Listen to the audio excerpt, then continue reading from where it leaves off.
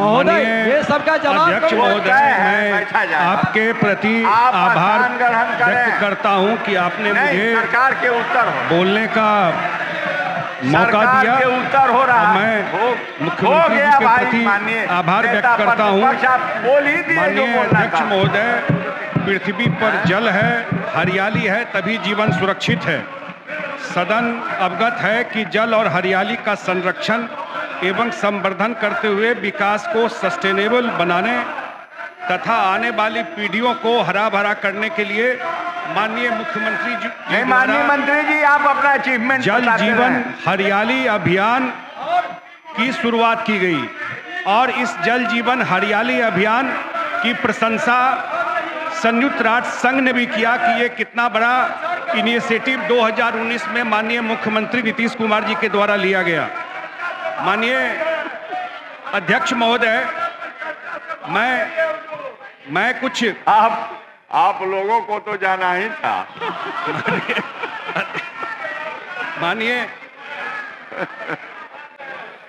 माननीय अध्यक्ष महोदय, मैं पीछे कुछ आंकड़ा आया है जल से संबंधित, वो अलार्मिंग है, वो एक खतरे की घंटी है। ऐसा माना जाता है कि बिहार में पानी बहुत है, मैं बहुत लोगों को बोलते हुए सुनता हूं, बिल्कुल उसके विपरीत है।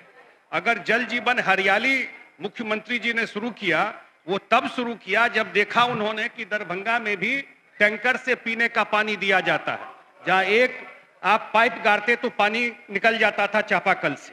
उस समय वो शुरू किए इस काम को, जल जीवन हरियाली को। अभी 2 दिन पहले एक डाटा आया है जो सेंट्रल ग्राउंड वाटर बोर्ड के अनुसार देश में प्रति व्यक्ति 1486 क्यूबिक मीटर पानी उपलब्ध है। उसको बोला जाता है कि वाटर स्ट्रेस है, मतलब रहना चाहिए कम से कम 1700, और अगर 1000 से कम हो गया, जिसकी संभावना बढ़ रही है। अभी कोई साथी हमारे बोल रहे थे, अजय जी विभूतिपुर के हमारे माननीय विधायक, कि गंगा में भी पानी नहीं रहेगा। उसी परिस्थिति की तरफ देश जा रहा है, ब्रह्मपुत्रा में भी पानी नहीं रहेगा, तो वो वाटर स्कार्स में चला गया, माने खतरे की घंटी बज गई। इसलिए जल संसाधन विभाग ने एक वाटर पॉलिसी पे काम करना शुरू किया है। अगले 10 साल में, अगले 20 साल में, अगले 30 साल में क्या प्लान डिपार्टमेंट का होगा, कैसे इस पर काम किया जाएगा। आजकल वाटर बजट, वाटर पर का ऑडिटिंग करके कहाँ किस स्रोत में कितना पानी है और कहाँ कितनी जरूरत है, उसके हिसाब से इस काम को किया जाएगा। इस पर हम लोगों ने काम करना शुरू कर दिया है।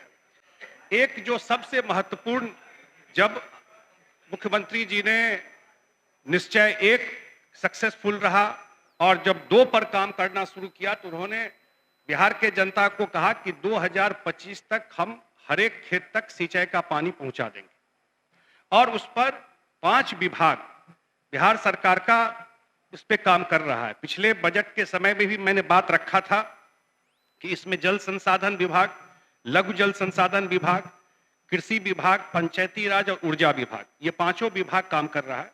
उसका मैंने लास्ट ईयर बताया था कि सर्वे का काम कंप्लीट हो गया है और करीब 29,952 योजनाओं का चयन किया गया। जल संसाधन विभाग 661 योजनाओं पर काम कर रहा है और उसमें से 427 की स्वीकृति मिल गई, 293 योजनाओं को पूर्ण भी कर लिया गया और इसके जरिए 68,540 हेक्टेयर क्षेत्र में सिंचाई सुविधा का सृजन कर लिया गया है। इसमें खास करके जो नहरों का पुनर्स्थापन, विस्तारीकरण, फील्ड चैनल, ये सारा काम किया जाता है। और मैं सदन को यह भी बताना चाहता हूं कि हर खेत सिंचाई तक पहुंचाने के लिए हम लोगों ने अभी 328 और योजनाओं का चयन करके स्वीकृति दे दी है और इन योजनाओं से 1,84,000 हेक्टेयर में सिंचाई सुविधा उपलब्ध हो जाएगी।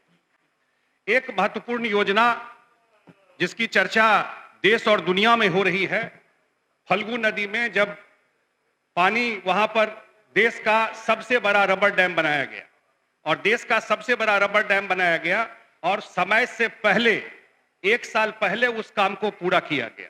और जब वह रबर डैम बनाया गया, माननीय अध्यक्ष महोदय, पिछली बार पितृपक्ष में करीब 12 लाख लोग वहां पर आए और 12 लाख लोग जब वहां पर आए, जहां एक बूंद पानी नहीं रहता था, जहां फल्गु नदी के बीच में चापाकल गार करके पानी निकाला जाता था, वहां 10 से 12 फीट पानी था। लोगों ने वहां डुबकी ली, आनंद उनको ऐसा आया कि जगह जगह इसकी चर्चा कर रहे हैं। उसका दूसरा इम्पैक्ट क्या हुआ, जो मैं सदन को बताना चाहता हूं, कि उसका प्रभाव यह हुआ कि आसपास का गया का उस सारे एरिया में वाटर टेबल जबरदस्त ढंग से बढ़ गया है।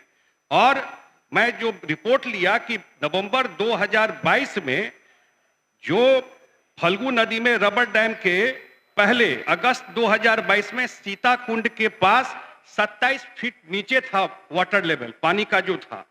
देवघाट के पास 23 फीट नीचे था। संवाद सदन के पास 33 फीट नीचे था। अब मैं जब नवंबर 2022 में लिया गया, जब माननीय मुख्यमंत्री जी उसका उद्घाटन करके वो शुरू हो गया वहां पर, अब क्या स्थिति है, सीताकुंड के पास 11 फीट पे आ गया है पानी, देवघाट के पास 10 फीट पे आ गया है पानी, और संवाद सदन के पास 25 फीट पे पानी आ गया है। माने एवरेज 12 फीट पानी उसका ऊपर आ गया है इस फल्गु नदी में जब से रबर डैम बना है। और दूसरा जो सबसे महत्वपूर्ण योजना वो रहा गंगाजल योजना। और गंगाजल योजना में भी हम लोगों ने जब टाइम पर जब गंगाजल योजना में जब मुख्यमंत्री जी ने इसका उद्घाटन किया, और ये जब उद्घाटन किया, और नहीं मुख्यमंत्री जी ने जब उद्घाटन किया इस योजना का, और मुख्यमंत्री जी आ रहे सर, मुख्यमंत्री जी जब इस योजना का जब कॉन्सेप्ट हुआ, जब इनिशिएट किया गया, जब इसकी शुरुआत हुई, तो एक एक चीज को पर्सनली जाकर के देखे कि कहां से गंगाजल योजना शुरू होगा, क्या इसका लाइन बनेगा, क्या इसका रूट होगा, कैसे वो पहुंचेगा, और एक एक चीज को माइन्यूटली खुद जा करके दर्जनों बार जा करके देखे। और जब ये गंगाजल योजना का शुरुआत हुआ तो कोरोना का भी काल था, और ये भी 100 समय पूरा किया गया। और इसके पूरा होने से आज गया में 49,000 घरों में गंगाजल से पीने का पानी का जा रहा है लगातार। बोध गया में 6,000 घर में, और राजगीर में 8,031 घर में ये पीने का पानी जा रहा है। शायद देश का ये पहला योजना होगा जहां ये सिर्फ मॉनसून सीजन में ये पानी लिया जाता है, और मॉनसून सीजन में ये पानी लेकर के हम लोग 4 महीना मॉनसून सीजन में पानी लेते हैं, अब 12 महीना ये पानी का सप्लाई होता है।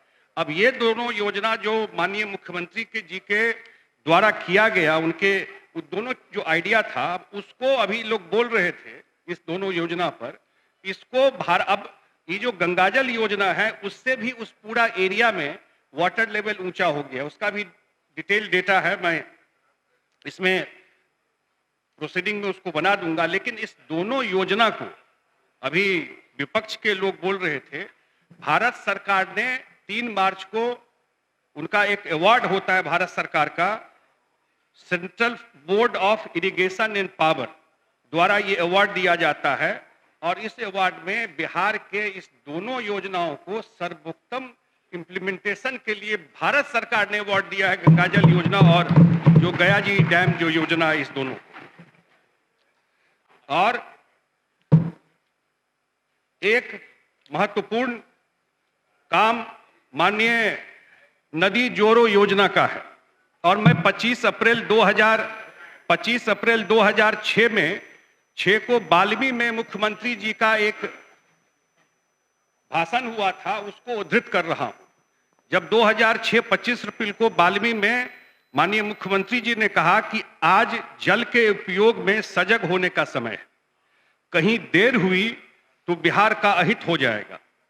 प्रकृति द्वारा प्रदत्त जल एवं भूमि संसाधन ही हमारी पूंजी है, जिसके बल पर हम विकास करेंगे। राज्य की नदियों को योजना अनुसार जोड़कर इसे राष्ट्रीय योजना से एकीकृत कर सही मार्ग होगा। और उसके बाद विभाग ने जो इंट्रालिंकिंग है, जो राज्य के अंदर की नदियां हैं, उनको जोड़ने पर काम करना शुरू किया। और इसका पहला काम शिवहर में बेलवाधार है, उस पर इसकी चर्चा कर रहे थे अभी एक साथी, उस पर यह काम करना शुरू किया। और वहां पर जो मेन हेड रेगुलेटर है वो बन करके तैयार हो गया है। उसका जो गेट है वो जून तक लग जाएगा। और बागमती का पानी बूढ़ी गंडक में, और मैं माननीय सदस्य को बताना भी चाहता हूं, वो गेटेड है। जितना पानी जा सकता है बागमती में, बूढ़ी गंडक में, उतना ही पानी उसमें ट्रांसफर किया जाएगा। तो पहली बार बिहार में जो नदी जोड़ योजना है वो शिवहर और एरिया में वो लगभग कंप्लीशन की तरफ है। और वो जब हो जाएगा तो उसमें जब बाढ़ के समय वो पानी ट्रांसफर कर दिया जाएगा बूढ़ी गंडक में जितना जरूरत होगा, और सिंचाई के समय भी उस पानी को यूज किया जा सकता है। और इसको देखते हुए 2-3 योजना हम लोगों ने और इस पर आगे लेने का वो किया है। एक कोसी मेची लिंक है सीमांचल का। बहुत दिन से सीमांचल में सिंचाई की सुविधा चारों जिला में नहीं थी, और ये कोसी मेची लिंक योजना का काम हो जाता है तो 2,14,812 हेक्टेयर जमीन, लगभग सीमांचल का पूरा एरिया सिंचाई मिल जाएगा। सारा परमिशन हो चुका है, नेशनल प्रोजेक्ट में शामिल होना है। और बिहार सरकार ने यहां से प्रस्ताव भी भेज दिया है कि जो आपने केन बेतवा में मध्य प्रदेश, उत्तर प्रदेश को जिस फंडिंग पैटर्न पे दिया है, 60% भारत सरकार, 30% लोन, 10% बिहार सरकार, उसी पैटर्न पर इसको भी जब नेशनल प्रोजेक्ट में जोड़ रहे हैं तो इसको भी उसी पैटर्न पर देना चाहिए। लेकिन भारत सरकार से कोई जवाब इस पर अभी तक नहीं मिला है, और न कोई सकारात्मक कोई सहयोग भारत सरकार से इस विषय पर मिल रहा है।